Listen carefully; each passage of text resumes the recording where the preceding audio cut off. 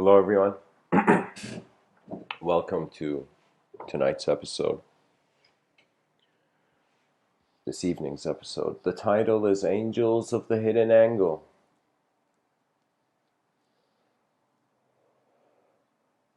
And so I thought of trying to speak about a kind of. There's this idea that the angel, the archetype of the angel's difference between man, even though it's a religious notion. The theosophy goes before religion, but in some sense, you can say, in some sense, the Abrahamic religions, where the imagery of the angel is primarily evoked, the angel's difference between the human being was that the angel, in some sense, couldn't listen to its own will. It didn't have its own free will. It was, in some sense, the free will. Okay.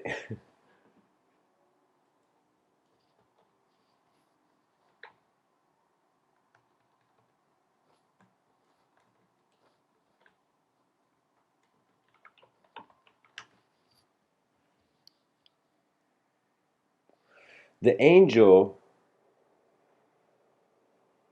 was, in some sense, the divine will's pure expression, was the hands of the divine will.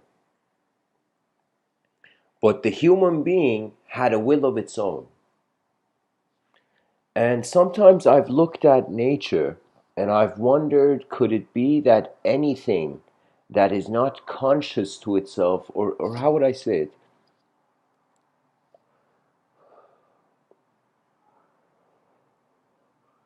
The title kind of evokes the imagery of an involuntary movement and a voluntary movement. Now, the angel, it is in some sense living in the command of the superior command. So the angel is like the light beam, and the sun is like God.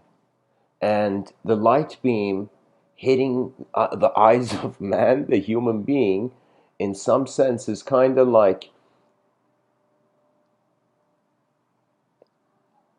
you see, I think the thing is that this is the point that that's not, I think this is the value of it, that to be aware of an effect is an ascended position.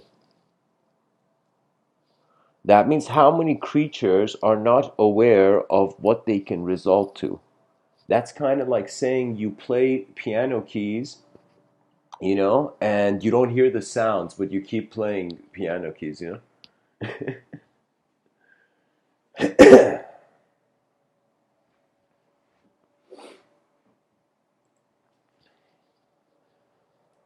The angel was the flow, was the river.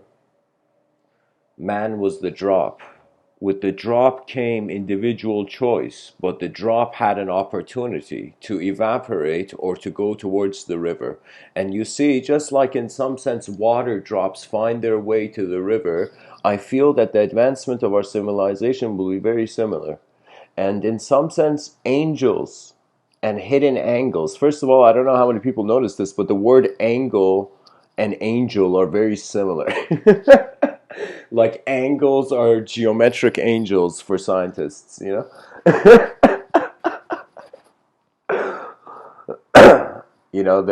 guide them. We're guided by different degrees of perception. But the thing is that there are certain moments that the inner realm can't comprehend, and you don't know how the outer realm. In some sense, certain phenomenology could happen. Like, here's the thing: imagine everything that you experience is either familiar to you or if it's unfamiliar. Now, imagine you experience an unfamiliar event behind your eyes, an unfamiliar simulation. Do you know? The mind is very advanced and it's very playful, and what it is doing to objects it can do to space. So in the same way, I can, for example, look at a person and they come across to me as a certain kind of person. That's my inner realm's kind of impression, the impression so far I've taken from the person.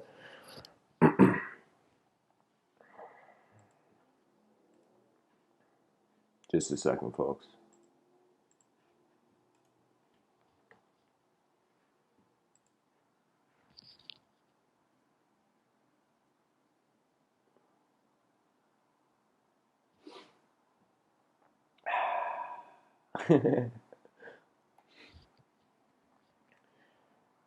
What can I say? What can I say when experience goes beyond words and we're left with the residue of the only thing we can bring back, which is an image with a symbol? On some level, it's mind blowing to me that my whole life has been movement and sound. And in some sense, if I had never moved, if I had never made a noise, if I had never done anything, I would be kind of no one, you know?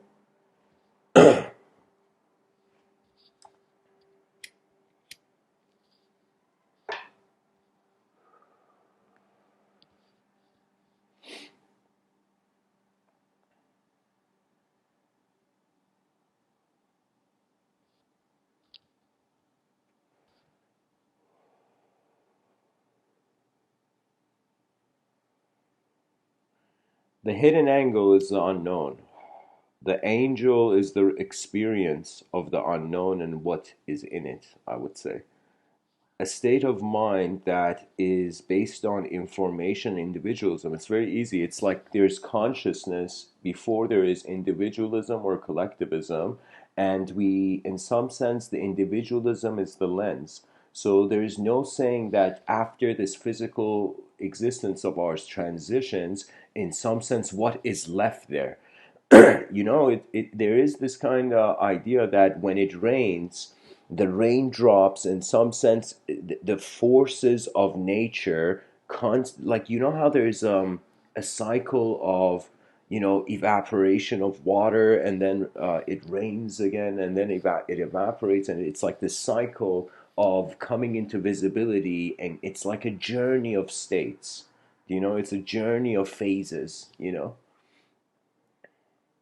So I feel that we are attention, and how the attention moves. If something outside of you comes and suddenly helps you, you know, there's been moments where I can't tell you, like, I'm blessed to have a twin brother, but there's been moments where I kind of pretty much got my brother's back, my saved my brother's kind of life and situation, and in some sense, certain moments, he saved my life. You know, and I'll tell you, for example, you can say the hidden angle. What is here? That's like I was in the UK in 2014 when I was giving these talks, and I'm like, some kids from like in Eastern countries, jaywalking is pretty normal, right? But in Western civilization, like it's definitely something to respect. But I have this feeling where just instinctually I would cross, what do you call it?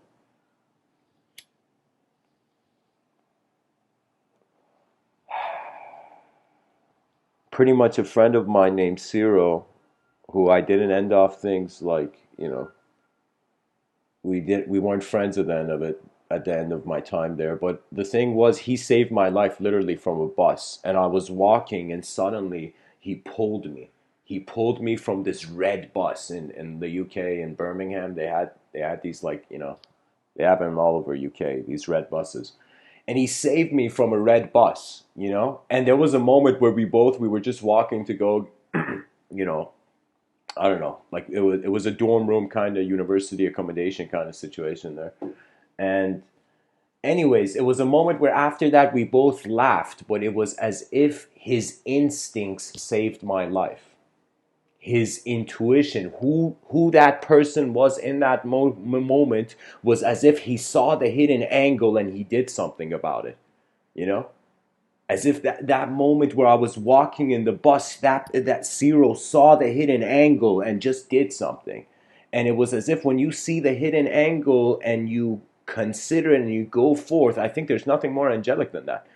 And the hidden angle is not, see, most people are afraid that of ideological possession. There's a group of people who are actually afraid of, like, the idea of possession. And there's some people who are afraid of ideological possession. And what does that mean? That means an idea can possess you. That means you can be a human being. You can, doesn't matter if you live 100 years, if you live, like, if you don't live, if you live short, if you live long, whatever amount of kind of stay you have in this plane of existence. How would I say it? It's like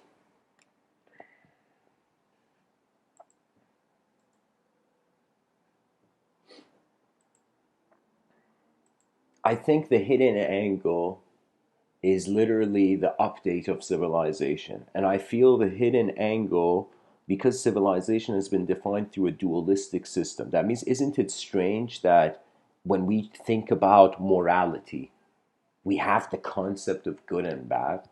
There was a time I was like, good, bad, what is this? Like, authentically, I was like, how can a person be good? How can a person be bad when we're changing all the time?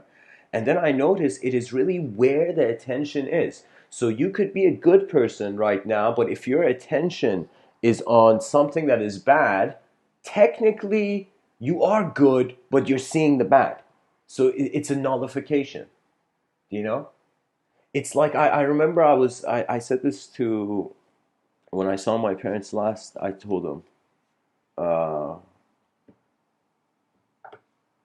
I noticed something that for people it is easier. It's like a wonder in psychology that if you are a person and your brain is imagine it's some kind of biomechanism that gives off waves, okay?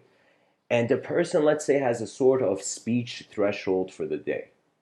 All the things they say throughout the day kind of suggest that, right? So it's like, what do you manifest? And it's as if when a person vocalizes their problem, that is the easiest way to assure it for happening. And it's not because of some law of attraction thing or anything. It's because when you say something, it becomes an event.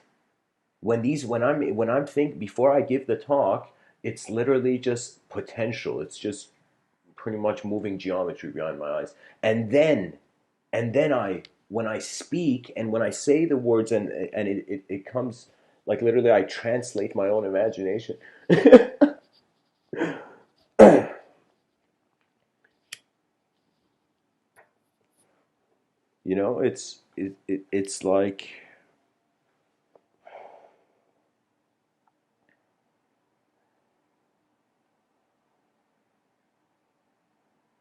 It's like, after some point you ask yourself, even if you had an opinion on anything, what changes? And when I realize every day we're waking up and we're feeling like a different person, like it's a new day, new self, let's go, like that feeling, but really that means we can instantly change our minds. I feel literally if a time traveler came and told us how civilization was in the future, we could literally change our minds. Every day your mind is changing, technically. It's about evocation. So it's like you can say the reason there was a lot of I mean, it looks to the modern era as very archaic and primitive. It's like, yo, people had rituals, ceremonies. It's like, what's wrong with people back in the but their ceremonies were internal authorizations. That means a person, you are not just doing actions for others, you're also doing actions for yourself. That means, like, right now there's an iced tea, there's a cup of iced tea in front of me. That's me drinking from it is like an action I'm doing for myself. It's like the aim is me at the end. But if when you and you pay attention to this, guys, when you speak to people, what really distinguishes attention is if you are looking at them or if not looking at them. I remember someone was once telling me, and I really listened to them. Usually I try to hear like every sound in my environment. It's not even just like it could be the sound of car tires passing by. But I'm saying, like, you have an opportunity. Literally, how a person speaks, it suggests where their attention is. And if a person, their attention is on life being inefficient, what are the options? What are the options when if someone hits bottom? What are the options? The options are like you stay at the bottom, or you stop existing, or you move. You see, something is allowed here in this life, and it's called movement. And as long as there's an ability to move, the circumstance can change and new dimensions or angles can be seen.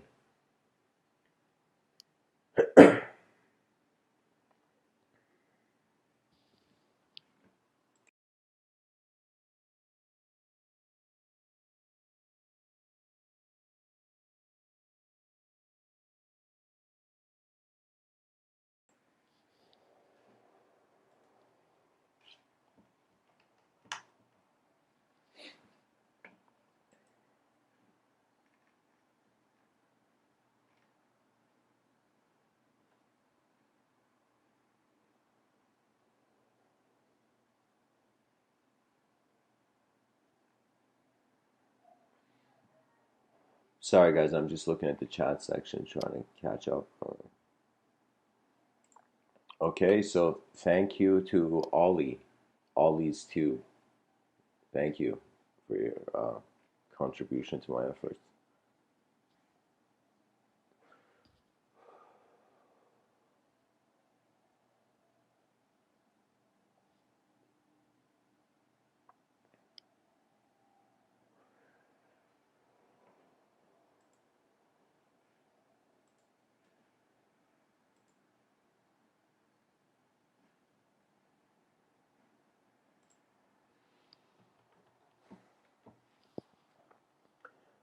So, guys, I'm going to do something where I think not a lot of people on a podcast get to hear.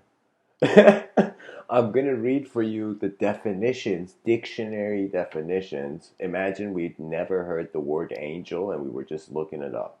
You know, I just want to see how the mind of man so far has acknowledged the idea.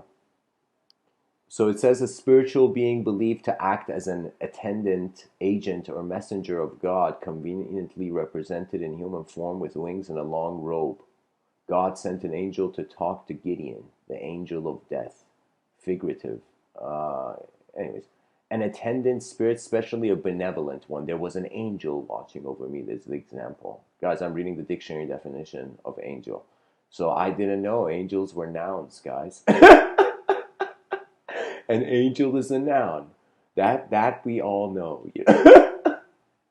But technically, I think it can't be a noun. You know? So a person because it doesn't have a will of its own. An angel, even though we see, like for example, the prophet saw a message. Like for example, archangel. You know, the prophets around the world they saw the messenger archangel, which I believe is Gabriel. You know, so so I'm just saying, like the angel is not an angel to itself. Just like when you look at a person, they're not just their image; they are more, right? Um, so here's the definition. It says a person of exemplary conduct or virtue. Women were then seen as angels or whores. This dictionary has no discretion, guys. Yeah, yeah. Used in smiles or comparisons to refer to a person's outstanding beauty, qualities, or abilities. You sang like an angel. Used in approval when a person has been or is expected to be kind or willing to oblige. Be an angel and let us come in. Used as a term of endearment. I miss you too, angel. Okay, guys, who knew? There's 6 definitions. Okay.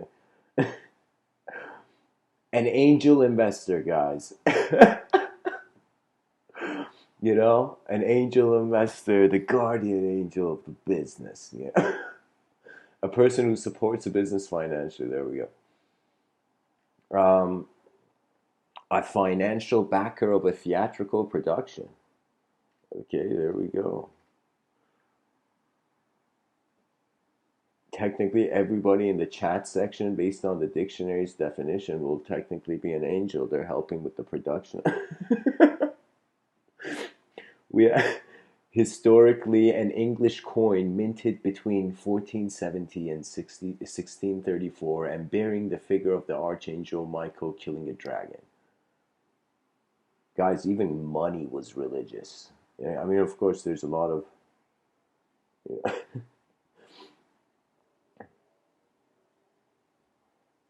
Fifth, angels, informal, and aircraft's altitude. Okay. Often used with a numeral indicating thousands of feet. Interesting, I didn't know that. So you can, angels is a sort of, informal unit of measurement, it seems. An unexplained radar echo. So the origin of this word, what is this? It comes from Greek, guys, angelos, messenger.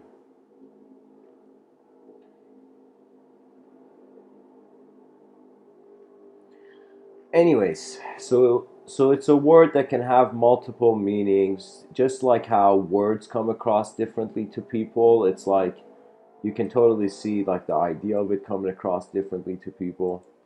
I kind of feel that I look at mathematics as a sort of language, and a language is a translation of the whole moment's event. So I would say if an angel is the will of the better, I feel like angels are just angles to the whole, as if the center of this circle is like God and all the archangels were various degrees of awareness to the center. But I mean, of course, I don't want to, like, we can get into theology, but that'd be a kind of different talk.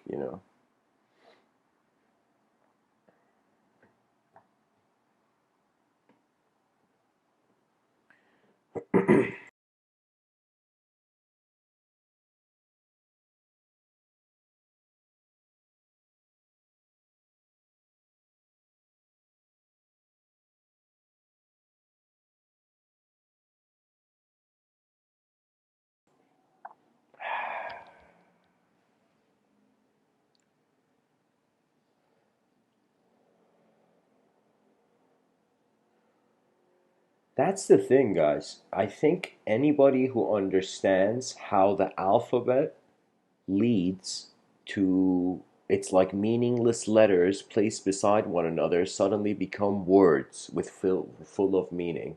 A letter on its own, in some sense, a letter on its own has no meaning. It's just a symbol. But letters together have a meaning. And it's like a cell on its own doesn't have any meaning. A cells together have a meaning. So the concept of meaning is collective. Nothing will mean anything if you're the only one here and there's nothing else, right? So our meaning, our in some sense, I'm saying like meaning requires the other. So when we say what does life mean is because there is an unknown to it. If we knew it, we wouldn't ask the question. If we could never know it, we wouldn't have asked the question. I think it's kind of like in my life, I've kind of experienced the archetype in different ways. There was a time in 2013, I was like this Persian, I was this Persian kid who like literally had like a Persian kid's haircut, but like Tibetan Buddhist beads. And I remember I was like, it was a very intuitive moment of my life. It was a moment in my life where I had become preferenceless to all thoughts. I had failed, like I had asked the ultimate question. It was like, you know what it was? It was the silence after a prayer not answered. I attempted something and it was an honest moment. I honestly attempted something and it didn't go further than that. I reached a dead end and it was like only when I stopped caring, only when the value of my problem to my eyes changed, I could see something else. So it's not about just the person's value changing, but it's like it's kind of the responsibility of the human being. Oh man.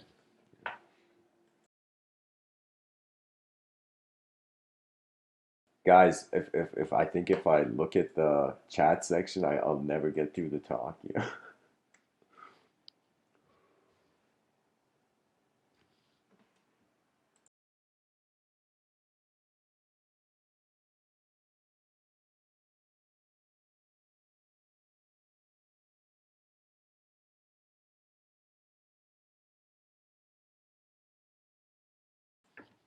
I feel we have, as a species, as the Homo sapien, as a creature on this earth, as the most advanced creature on this earth,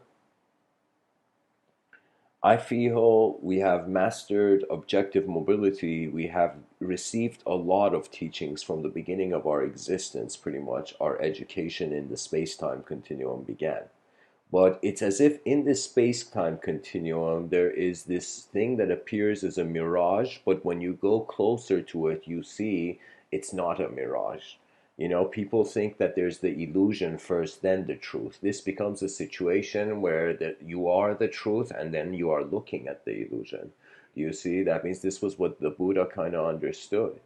that the nature of an object is empty. That means that you look at you put like a painting in front of someone, or let's say let's say I have a cup of tea, and somebody says, "Yo, this is hot tea that's become warm," and somebody says, "No, this is iced tea," you know.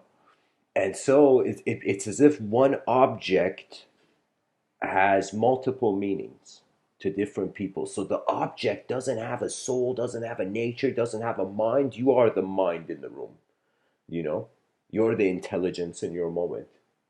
And when you realize that and you learn to trust that, after that, you don't need, your moment becomes your teacher. It no longer becomes a game. Oh, I'm weak. I gotta run to the strong. Oh, the strong. There's the stronger. I gotta run to that, and I'm weak again. And it becomes like, I'm telling you, this the mind is like, literally as I'm speaking. This is kind of poetic, but imagine like a lightsaber like line, uh, like a light like. Okay, imagine for example. Okay, this is an intense example. Okay, imagine there was a statue of me, and suddenly a bunch of, poetically, I'm saying this is playful metaphor. I'm just imagine there was a statue of me, and suddenly a statue of me standing, and suddenly a bunch of Jedi's threw lightsaber spears all at the head of of me as a statue, and the statue of me, right? And so imagine, and I'm there, imagine watching, and I see all these Jedi's throw these lightsaber spears, and it makes all these axes. You see what I mean? Imagine all the spears go exactly into the statue's head till half point. I would see literally from that, like, I don't know how well I painted the picture, but it's like, I'm saying if there was a statue with a bunch of lightsaber spears in it, those lightsaber spears, if they were all on the head of the statue, they would become all these axes. And I'm trying to kind of give you the image that life is actually, we it's multiple axes. It's just like how a word in the dictionary, or any word, has multiple definitions, can be used in multiple ways. Your own intelligence can appear to you, and does appear to you, in multiple ways. And so we go on through this life, and it's kind of like you put an effort, but I don't know, it's like Rumi says, you got to work as hard as you work in the outer realm, in the visible world. You got to work in as the same level. Oh my God. All right, guys, hang on. I got to change this song. When too much of an emotional ambient song comes, like I'm listening to a music playlist, I can't give the time.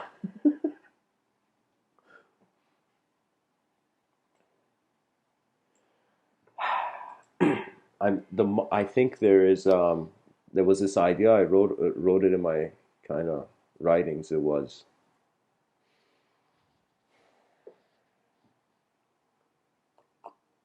every human being has a principal universal philosophy.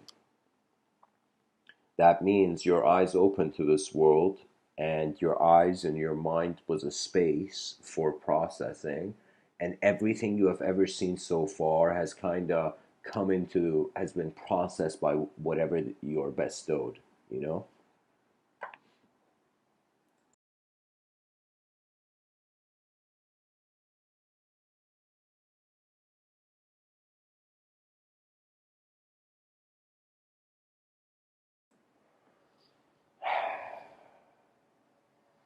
Just like how that teacup, let's say, let's go back to the iced tea, in a cup analogy.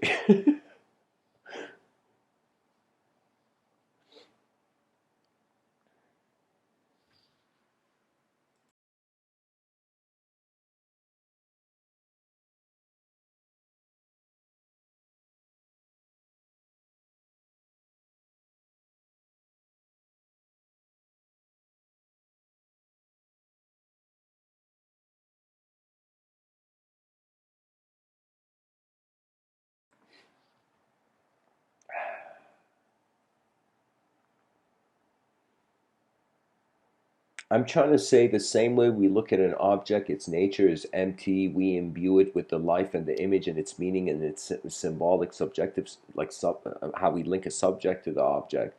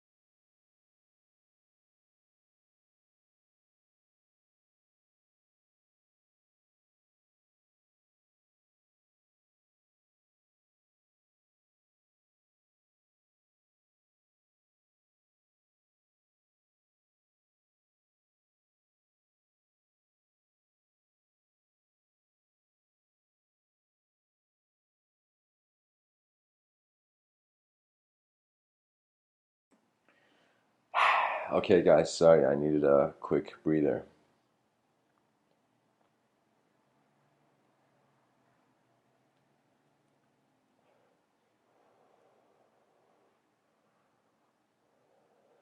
I consider that in the moment there's an inner realm, it's subjective. I consider there's an outer realm that's objective. Now, when we look at the experience of the human being, we feel it's like an inner phenomena. It's like, where's light being processed right now? It's being processed behind your eyes. So it's an inner phenomena.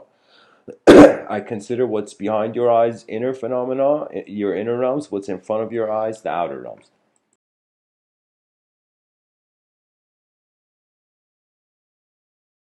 Now, here's the incredible idea that if religion is man made, if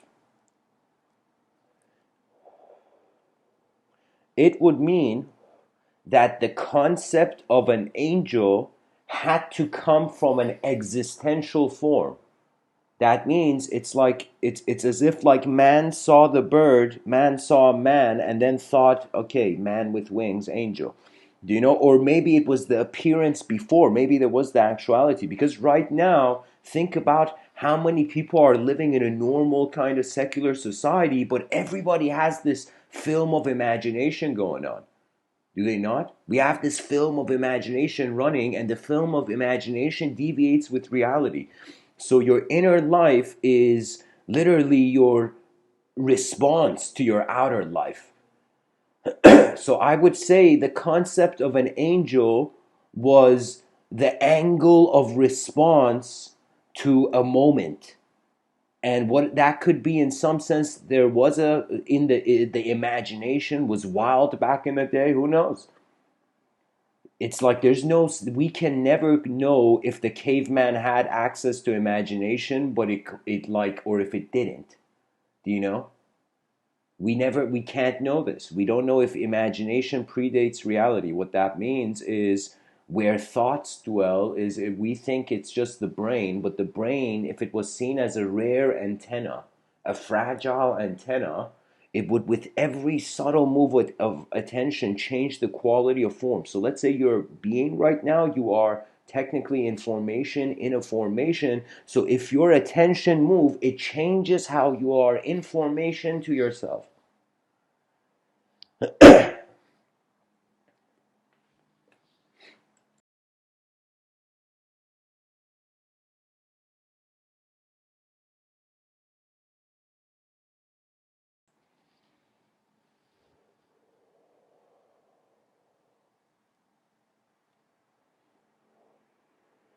For me, the question comes if language, if these words are not, let's say if language is not reality,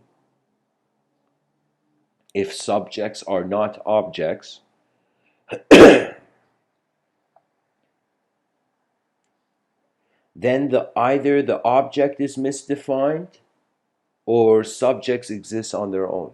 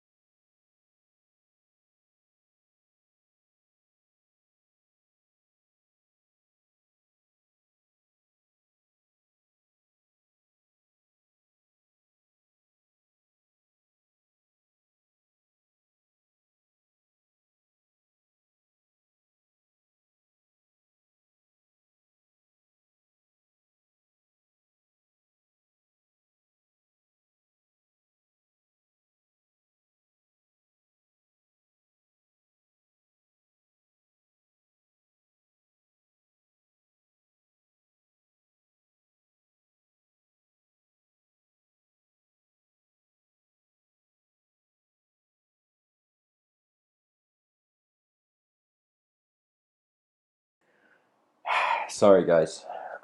Keep have to handle something on this side of the veil. Let us treat ourselves as human beings who have cared for the technologies that their ancestors have left behind. Let us consider ourselves that we don't know who we are. Let's just assume a civilization where the members are not obsessed of constantly being something, but in some sense they are looking. They are looking at the situation. And so many things in life, our relationship with it is in some sense to ourself. What I mean by that is that it's kind of like the eyes of a creature, legs. Some part of nature grew legs and began walking upon itself. Then, in some sense,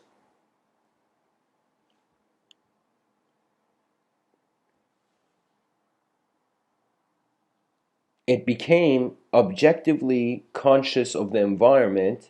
Then we became subjectively conscious that we are in the environment. Then we became conscious that we are witnessing the subject and we can reimpose the subject on the environment.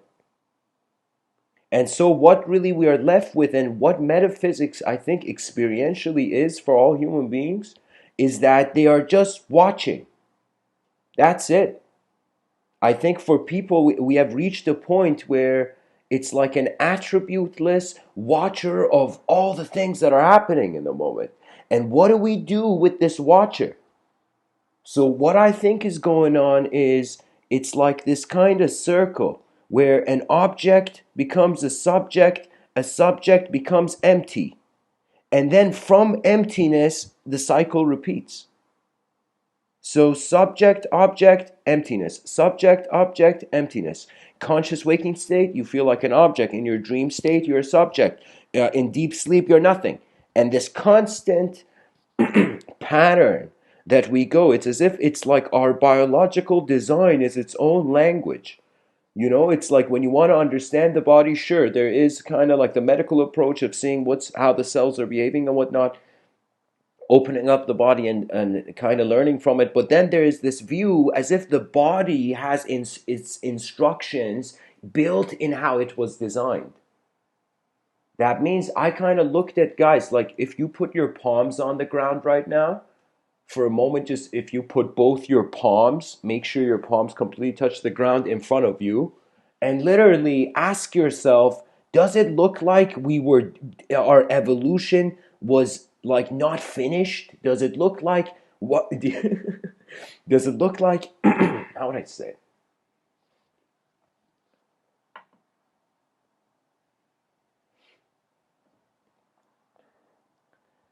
I don't know. It's like we think we're an object, but something is moving, and this mover we can't define because it endlessly is growing, changing. New dimensions are replacing the past. They asked someone, tell me about your childhood, and the person said, I can't, and they're like, why? He's like, because I don't know who that kid is. The inner child. There comes a moment where your own memories can feel strange to you. If you're conscious, if you identify a space, like right now in today's modern world, of course, on some level it's ascension, on some level it's descension, but there's coming freedom, okay, and freedom of identification, and that is a good thing. It's kind of like built in the Universal Declaration of Human Rights, you know. It's kind of like you're free to see everything, but you're not free to do everything, right? That's kind of like the way civilization is designed, correct?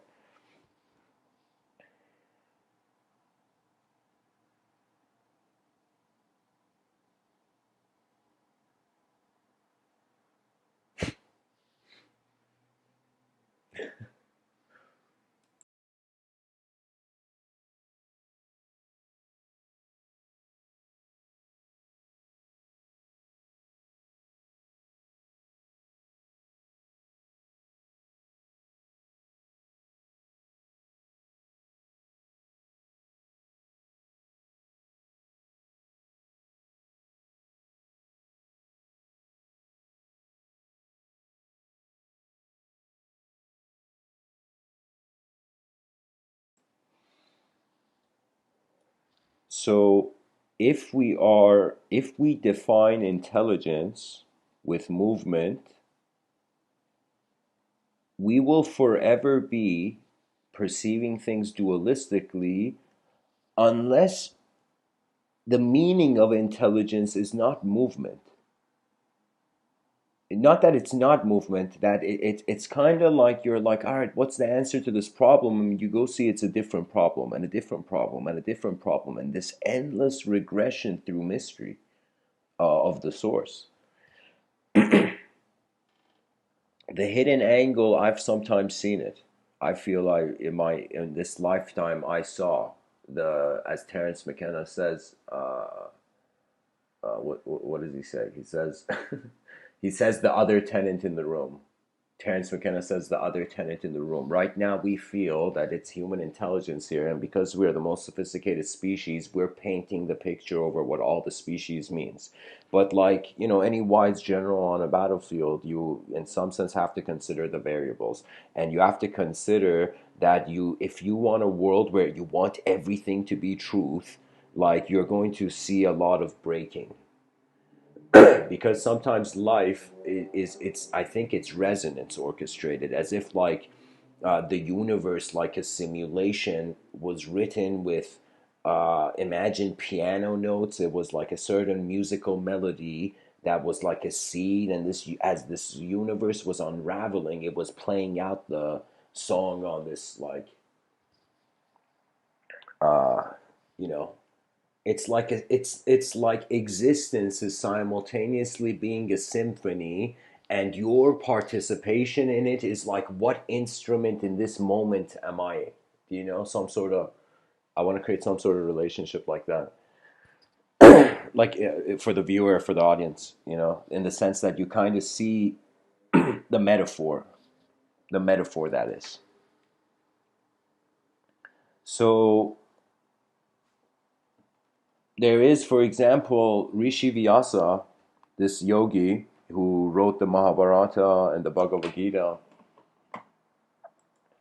Rishi Vyasa, I consider him to be, I feel, the first pilot, one of the first pilots ever. First pilots of consciousness, yeah. One of the early ones.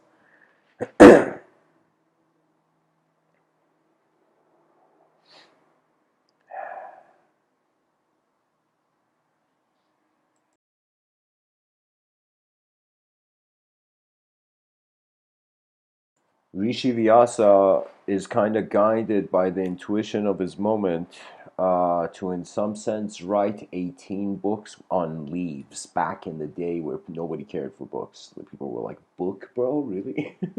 And he wrote the Puranas, the 18 Puranas. And after he wrote the 18 Puranas, it was this massive, it was literally as if he wrote advanced technology on paper. Like he did something very advanced, for the time. Writing 18 books on leaves.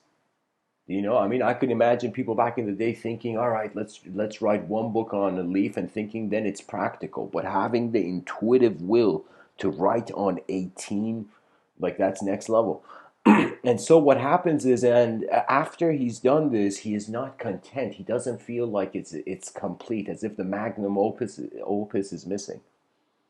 And so what happens is an angel comes to him through human form, like through a human being. An angel comes to him. That means that it's like it's not a person that's moved. It's like an angel in a person's body idea.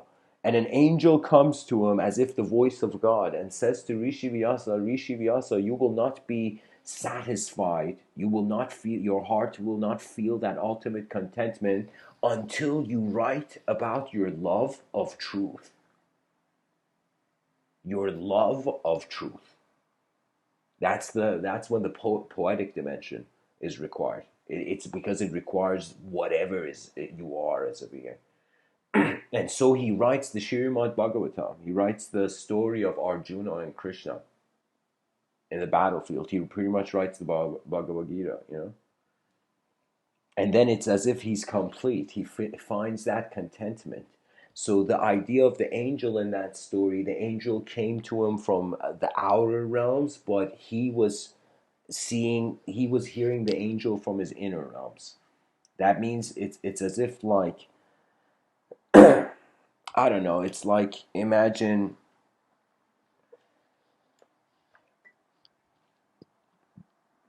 God talking to you through someone. It must have felt something like that to him.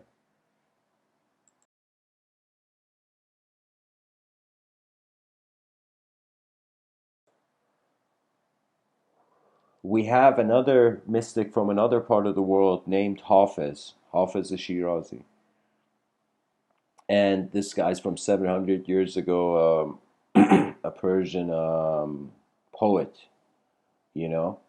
And he has in one of his poetry, there in his poetry, there's this image. He tells this story of how he goes to this other next level mystic named Attar of Nishapur, and excuse me, Hafiz goes to Attar, and Attar's like this enlightened guy, and wants to be his disciple, and Attar says no, you're not ready. And Hafiz gets so offended because he's enlightened or something, you know? And he goes into the desert and he draws a circle in the sand and he sits there and he decides for 40 days not to step out of the circle. For 40 days not to step out of the circle. And after that moment, after that incident, he writes in his poetry, all my desires like they were gone, they evaporated. And an angel comes to him. He writes it in his poetry. An angel comes to me, and the angel says to him, Hafiz, heaven will give you, God will give you anything you want. Paradise will give you anything you want. Say it, Hafiz. What do you want? You know? And Hafiz remains silent. That means an angel comes in his inner realms because he's alone in the desert. An angel comes. The other guy, like Rishi Vyasa's story, there was a person. The angel was moving through the person. It was like the inner realm and outer realm had become inseparable. When you notice their inseparability, no longer it becomes this allure for sensory perception or spiritual imagery. It becomes really looking at what the experience is revealing and trying to be as accurate to the inner imagery. So, anyways, Hafiz stands up from that circle, and even an angel from paradise tells him, "You can have anything," and he has no desire. And he's walking back, and as he goes to Attar's place, Attar comes outside already knowing, and he says, now you see, now your eyes are open, right? So what is it, it's all about, like no two human beings have the same eyes. But what I mean by that is we can be aware of similar you know different ways uh, the natural world comes across. There's like as much as there's differences in a third dimension, like as if you're different, the other person's different, but in a third dimension, the differences of the two can become the same. And this is really what friendship is, really, isn't it? It's like two different entities who they enjoy the same activity, or the same vision. So, anyways, those were stories of an example with something like an angel. For me, I have felt an other presence. I would put it in quotation marks, a sense of a other, okay, beyond the veil of my senses, beyond my sensory perception. I felt something else in the moment. But instead of thinking that I need to have sensory perception for it, I was saying, let me start from the world. Let me see what room I'm in. So there's some people who are trying to, like, go towards spiritual power, and there's some people who are like, I don't need power. Let me see what this is first. And that honest first view, I'm telling you, there's a great feeling that comes from seeing how your own great high performance, your own great performances, and that means you have to be willing to, regardless of how the past has sculpted a meaning to the present, see something new. You know. So for me, I would say the only spirit is novelty, really. The angel of the new, the angel of novelty, or the angle of novelty. You see that?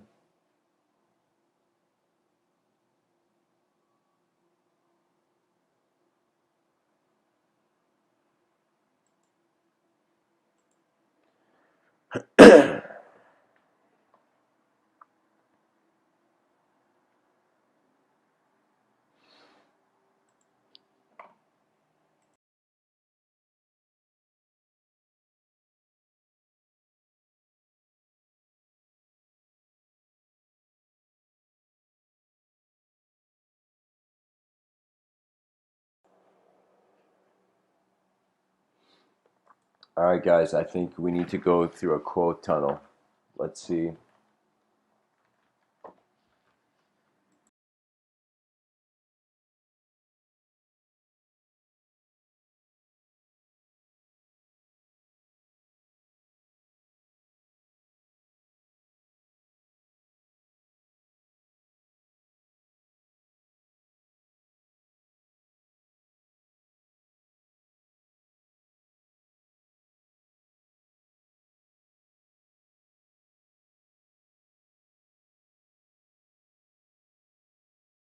So, guys, a quote tunnel is the segment of the show where I pretty much look up a web page online, and I look for a quote or a word, like sorry, a theme or a person.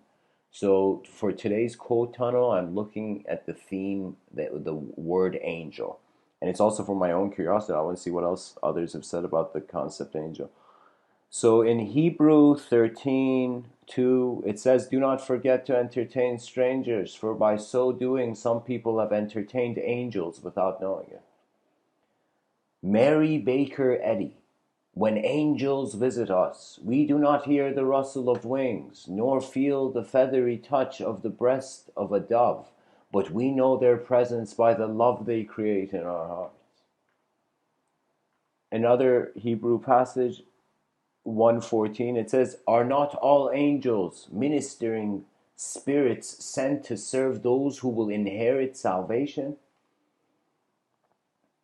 Interesting. So the concept of the angel could be the archetype that projects in the viewpoint of salvation. When you want something better, the angel is like the sign towards it, maybe.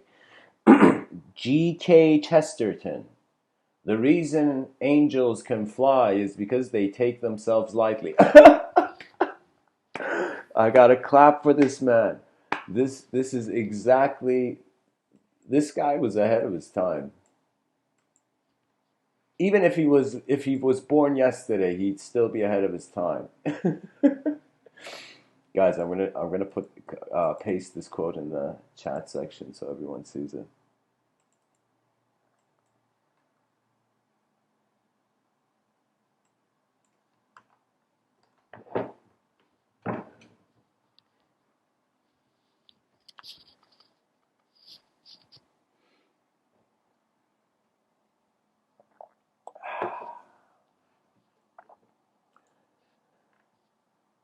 Aileen Elias Freeman. God not only sends special angels into our lives, but sometimes He even sends them back again if we forget to take notes the first time. Saint Francis de Sales. I'm pronouncing that wrong, but let's just say Saint Francis was in sales. Saint Francis de Sales says, "Make yourself familiar with the angels and behold them frequently in spirit, for without being seen they are present with you." Charles Hunter, "Angels are sent to bring us messages from God's heart." Meister Eckhart, "The soul at its highest is found like God, but an angel gives a closer idea of him. That is all an angel is, an idea of God." Wow. That is all an angel is, an idea of God. That means an idea of the unknown. It's literally that which it's an archetype that can be ascribed to that which one may consider to be mys- a mystical super perception beyond the sensory. Elias Freeman again says angels are all around us, all the time in the very air we breathe. If they're in the air, so in outer space, is he saying angels aren't in outer space? I don't know. I don't know, Aileen. We gotta check.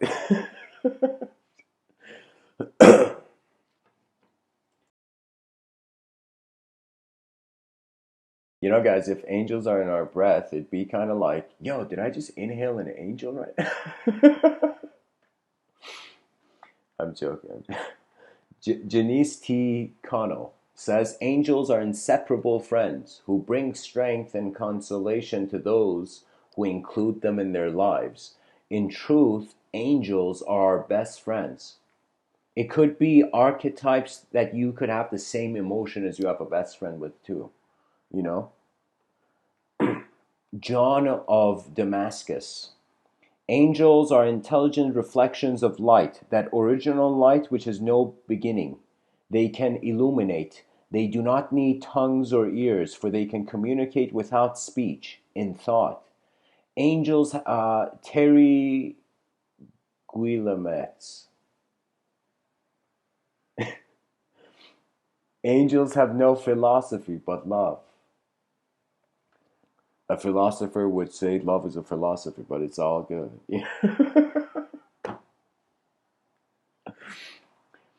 uh, Andy Lake says angels encourage us by guiding us onto a path that will lead to happiness and hope. You see, guys, it's like all these people have a sort of salvation context. And that salvation context is literally the feeling of better, isn't it? Isn't it? That means like whether the person takes one step towards something better or 10 steps, better feels better, you know? It's like an instant knowing.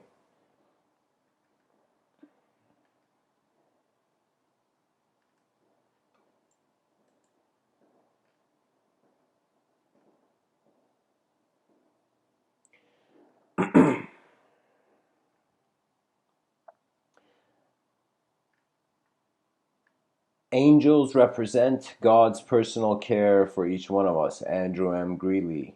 O passing angel, speed me with a song, a melody of heaven to reach my heart and rouse me to the race and make me strong.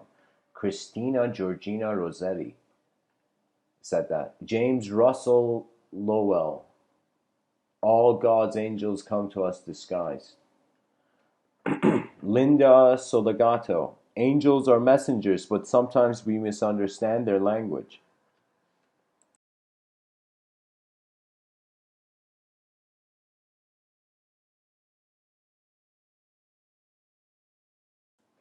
I think the way Linda means it here, that if there was a higher dimensional witness that was from some sort of ultimate intelligence or field that was aware of everything, how we interpret the moment is kind of like the language we accept.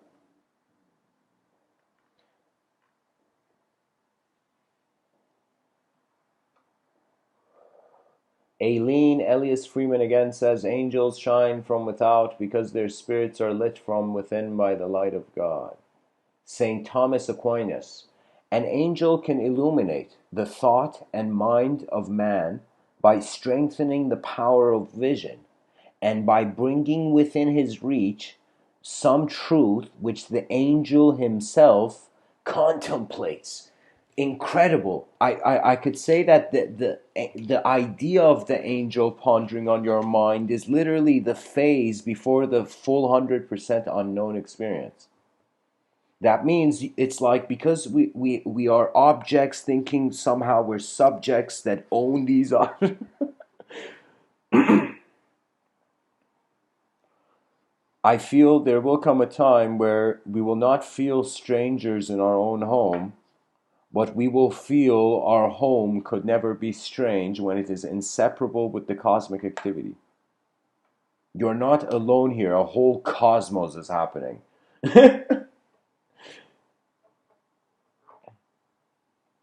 It's like someone wondering why we should work towards an advanced civilization because the whole universe works. Maybe we should too.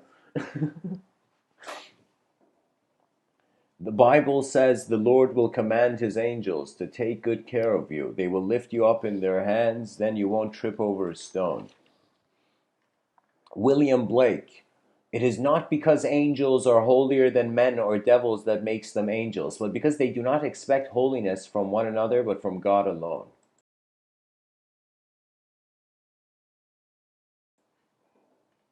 Because they do not expect holiness from one another, but from God alone. Angels, Franny J. Crosby says, angels descending bring from above echoes of mercy, whispers of love. Ralph Waldo Emerson, pride ruined the angels. Jean-Paul Richter, the guardian angels of life sometimes fly so high as to be beyond our sight, but they are always looking down upon us. Some of these quotes may be Martin Luther King Jr. An angel is a spiritual creature created by God for the service of Christendom and the church.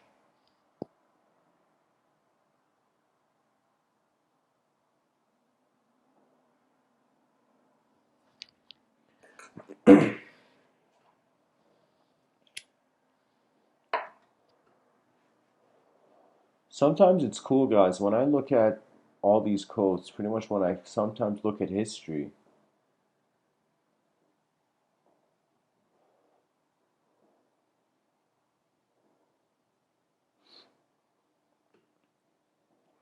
every person was holding on to something in history. They were defined by some context to how they were a concept. John Calvin says the angels are the dispensers and administrators of the divine beneficence toward us. They regard our safety, undertake our defense, direct our ways, and exercise a constant solicitude that no evil befall us.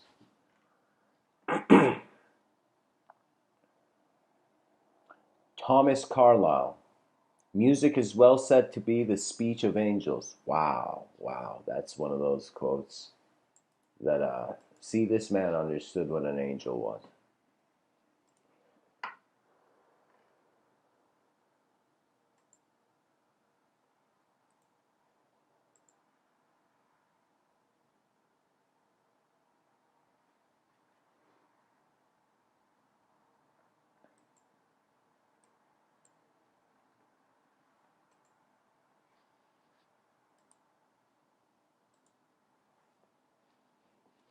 Guys, I pretty much just Googled angel quotes and I'm reading like maybe like the second web page.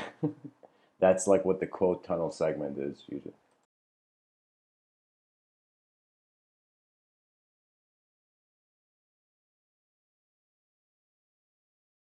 I share different quotes on different topics. Anyways, let's see. So, guys, here's the thing. Most people have considered, you see, most of the idea of angel has been in the religious context. The idea hasn't moved. That means it's like, what if there was the concept of a sort of in the future, I don't know, let's say, I don't know, maybe 120 years from now. That's too early. I'd say let's say 300 years from now, there could be children who are lost in cyberspace simulations or people who have committed to cyberspace simulation work, digital work, experientially, and so they can't get out of these simulations. Imagine. So if somebody comes into that simulation and takes them out of the simulation, we could literally see the idea of the angel even move into a digital context. So it's like here, if anybody has a piece of paper in front of them, I want you to draw a small circle and in some sense draw in some sense a big circle around that small circle, and write concept in the circle in the middle and write context in the outside. Okay, so either the concept can move in different locations in the context. Either you keep the context still and the concept experiences just the world of that moment, or in some sense, the context changes. The context changes before the concept. So we can see, for example, I don't know, like some cooking show called the I don't know, uh, the Angel Cook that just I don't know, just shows vegetarian diets or something. Like you see, the concept can travel to multiple contexts once you stop linking the context to a concept to a specific context. You know? What does that mean? That means think about how hilarious it is. You think when an author writes a book and let's say that book becomes a bestseller and everybody reads it, you think all those people are reading the same book? The words animate differently in accordance to everybody's kind of how you've experienced things so far. So on some level, no opinion can is every opinion is in its own universe. Every movement is that moment's movement. I don't know how to say it. So guys, that's the end of the quotes of this website. That's the end of the quote tunnel. But I'm gonna see. I'm pretty sure Aristotle probably has a quote. I want to see because the School of Athens honored geometry. Let me see. Aristotle angel quote.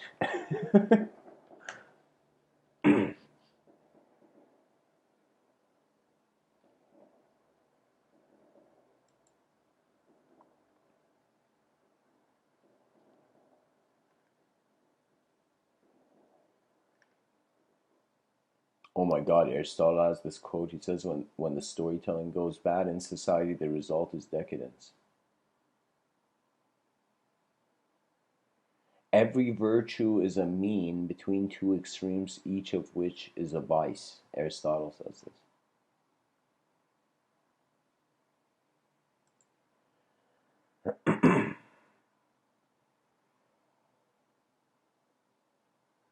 Aristotle says they who are to be judges must also be performers. Yeah, I don't know, guys. I can't. Let's see what Aristotle says about angles. Okay, let's definitely there should be a quote.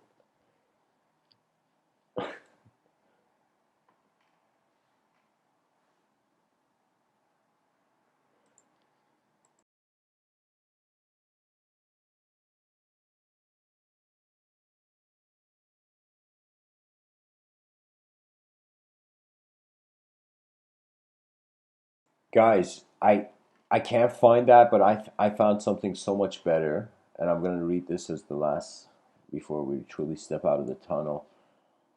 Aristotle, this is from his book uh, on the soul. Yeah, literally, he's written a book on the soul, Aristotle. Uh, he says, holding as we do that, while knowledge of any kind is a thing to be honored and prized, one kind of it may either by reason of its greater exactness or of a higher dignity and greater wonderfulness in its objects, be more honorable and precious than another.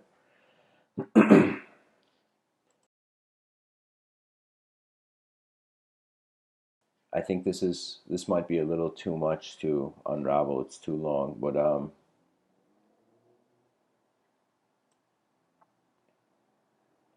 here I'll read this. The knowledge of the soul admittedly contributes greatly to the advance of truth in general, and above all to our understanding of nature, for the soul is in some sense the principle of animal life. Our aim is to grasp and understand, first, its essential nature, and secondly, its properties. Of these, some are thought to be affections proper to the soul itself, while others are considered to attach to the animal owing in the presence of the soul. Wow.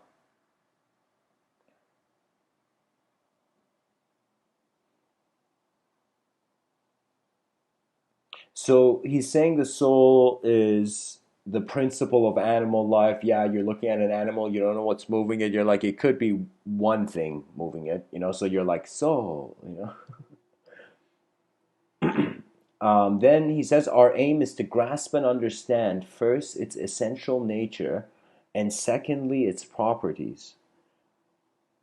So we don't want to just think we are a soul. It's we want to. Aristotle is saying we want to grasp and understand its essential nature, its properties, and of these, some are thought to be affections proper to the soul itself, while others are considered to attach to the animal owing to the presence of the soul. That means there are certain beings who are thinking they're souls, but they are relating it through the animal, and there's some beings who feel they're souls, where I think there's a relationship that is not from the animal, it's the soul with the soul. So if we were to draw, like, let me see how I would say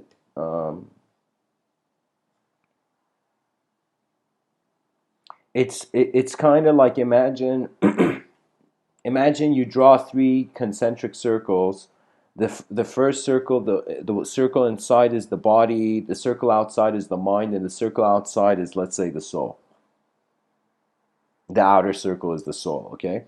So now, if you think you're a body, here's the thing, like, what are the options? If you think you're a body, it's pretty much your metaphysics is limited to all or nothing. So you will have to live in the extremes. If you think you're a mind, you see the duality, so you see more than a body. For example, it's not physical, but communication is technically an activity. So like sound, you can't hold sound in your hand, but it's like it's something that's there. So if you think you're a body, your communication is limited to objects. If if you think you're a mind, your communication in some sense has, in some, how would I say it, it's like there is a known concept, but the context is unknown. So if you're a materialist, you feel your body is known. Yeah, you feel yourself is known and your world is known. If you think your mind, you feel yourself. If you think you're an animal with a mind, you feel your self is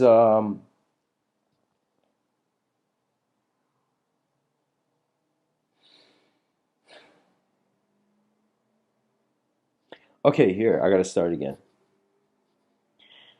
If you think you're a body, that means you feel you know the self, and you feel you know your world, and you feel that's it. Okay? If you feel you're a mind, which like a projection, unknown projection of a mind somehow from this animal body with light entering your eyes, this light powered hallucination of nature that's being the person right now. So if you feel it's a projection, it would be the mind is unknown, and the body is known.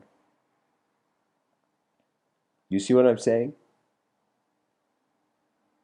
The context is unknown for the mind, the concept is unknown for the mind, the context is known for the body, the concept is also known for the body. Now we go, if we were to go poetically, I'm saying, towards the third one, the soul, it would be a sense where the soul is feeling, it is in some sense how the mind feels the body. So I would say it would be that for the soul, the concept becomes unknown and the context becomes unknown. Sorry, yeah, that the context and the concept are both unknown. There we go.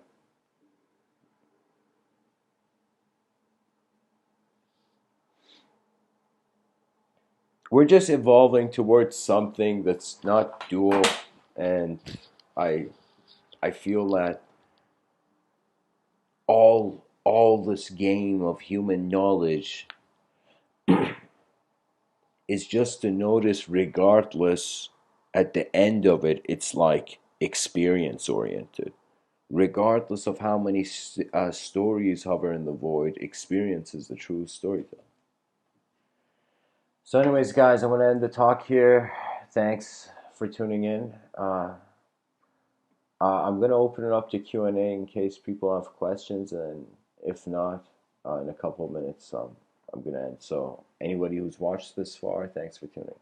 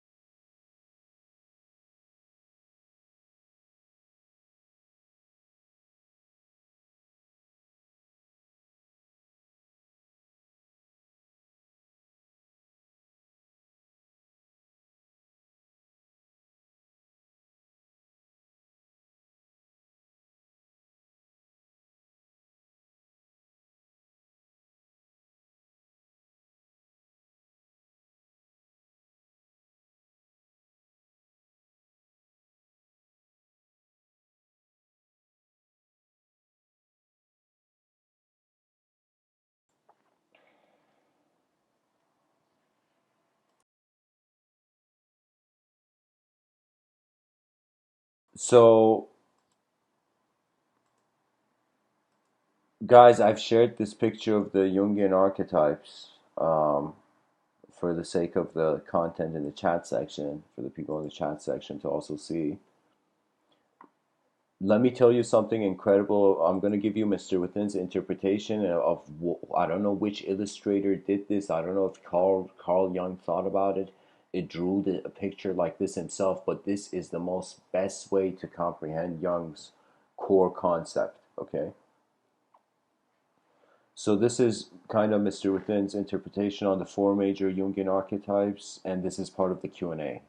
That's why I'm sharing.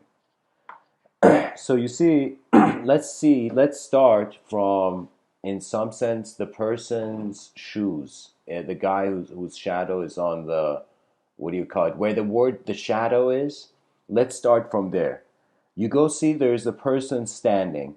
It's as if you have been born in this life, your eyes have opened, you're in this world.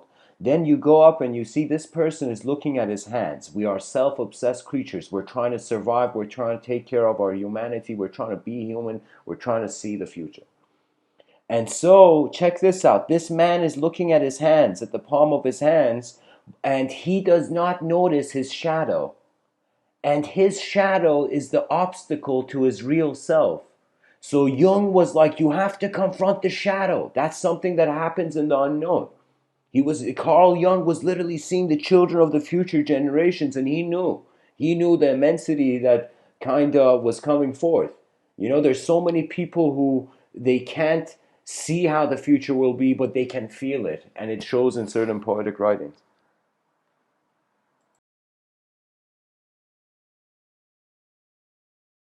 So you're a person and you realize in this life you need to confront your shadow. And so the shadow is the most chaotic version of your mind can fathom, and you staring that in the face and your chaotic self staring at you in the face and you learning to be okay. That it's as if there's a freedom you must give to your mind before it can give you freedom. So in some sense now, behind the guy, you see there's a man, and I want you to also notice that that guy has a shadow. The guy behind the person who sees a reflection of his of the anima. The anima is the female, the opposite. So it's like how, like if we say there's a male and female archetype, the gender, of course, is biologically displayed, but in some sense, the psychology, the person has both a mother and a father. Do you see what I mean? And so there's various archetypes, and there is, in some sense, a sort of relationship of how we define the world to ourselves. So in some sense, Carl Jung was saying, buddy, you've been born in this world. There's the unconscious. We're trying to be conscious of it. You confront your shadow. Okay, that's one archetype. You must realize, I'm going to get to that at the end though, because I'm going to explain the other two. And he says you got to realize there's the archetype of the persona. That's how we are trying to constantly be this performance. Like you sometimes see Joe Rogan doubting himself and talking about the imposter syndrome or whatever, how he feels an imposter because he feels he's the persona. Do you know? Excuse me. So the persona is realizing the illusion, realizing the artificial, not the artificialness, but you see it's like every lie that has existed in the world is the persona's doing. Do you know? It's how the how would I say? It's pretty much a dualistic, or it's how you exist in duality. There we go. I gotta clap for myself. That's the person. Now check this out. The real self sees the persona. The real self does not see the shadow, though. So, guys, this is important. You confront how you're, in some sense, being a persona in the moment, how you are animating your existence to yourself. And then you see there's a part of you that has to come in balance with the elements. So imagine you want to be an emotional airbender, you know? Just like back in the day, there was the five elements: earth, air, fire, water, ether. You know, these were elements to, in some sense, work with. I want you to think as if your emotions are like that. Anger is like fire, you know? Serenity is like a gentle stream, you know? Like water, you know? So I'm telling you, it's like it's your mind seeing multiple, and the mind is kind of simultaneously. It's like you have a left eye and a right eye, but they're both giving you one sight. It's like you have a part of your mind that is seeing endlessly things in a multidimensional way, and you have a part of your mind where it is endlessly seeing things singular. So it's like this counteract. It's like the engine of consciousness is something to, in some sense, shift and transition, right? So we are so anyways so young Carl Jung here is saying, all right, you confronted your persona, you became aware that the personality is a projection, and in some sense it is something that you are seeing before. You know, I don't know how people are, but I am aware of my own constitution before I, for example, like speak. You know, so there's an inner ocean, and the surface is like a silence where words arise, you know. So that means you, as a human being, you have a biological composition, and Mr. Within's recommendation: be like an Ayurvedist. You know, that means you're a natural being. Stay a natural being, you know. So I feel that the biological body should try to learn from all the animals in nature, that they must not lose sight of the ecosystem, right? But we've built a sort of technological ecosystem, and I'll talk about that in later talks. But I'm just saying, anyways. So the anima and the animus. The anima is when the man looks in the mirror and wonders about the existence of the feminine, the existence of woman, right? And so it's like the anima, the opposite. You confront, literally, like if you don't have a sister, you wonder if you had a sister, what it would be, and that could be said to be a sort of experience of the anima, you know. Or if you never had a brother, and you know, uh, you in some sense wonder that, you know, it's like the animus. So you're confronting different dualities: light, the shadow, the good, the morality. Confronting the shadow means wondering about the architecture of how you as a human being are looking at what is right and wrong, your morality, you know? So check this out. The self is always there. And what's even cool is you see the shadow is in the world. Your shadow is in the world. Beyond this, I feel it's not dualistic like a shadow relationship. Your shadow exists because you think you don't see the self. If you saw the self, you wouldn't have, you see your shadow.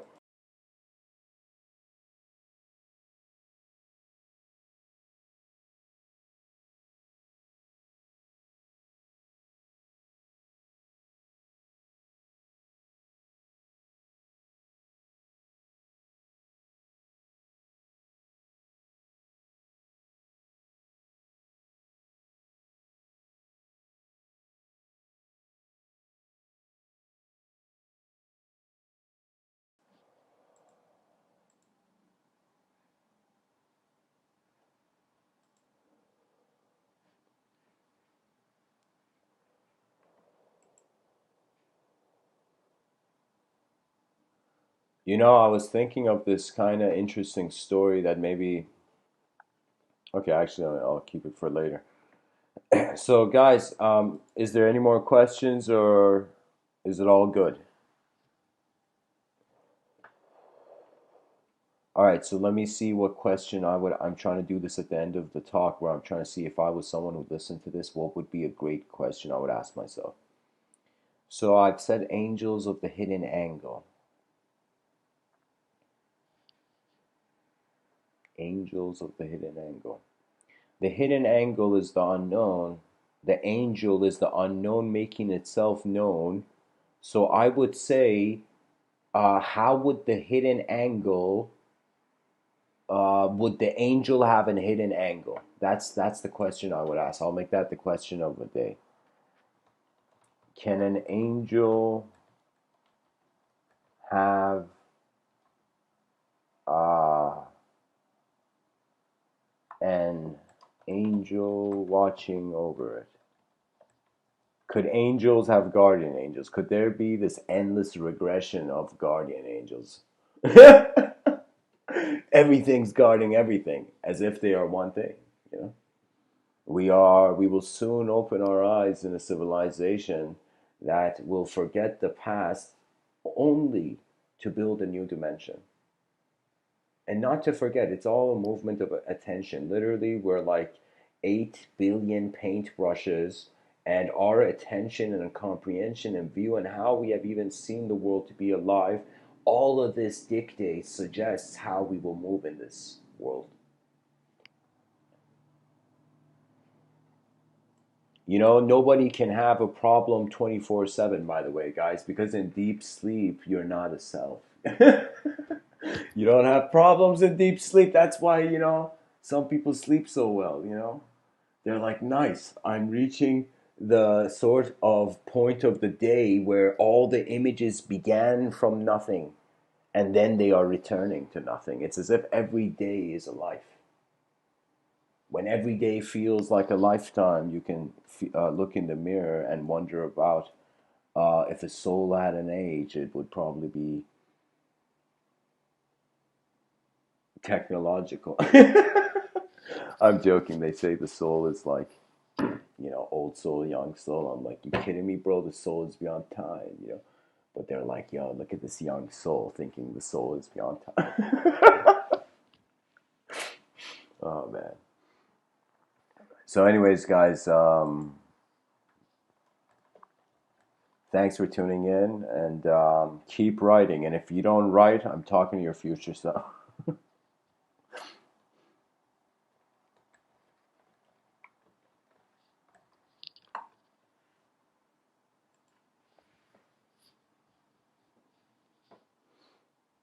Much blessings and all.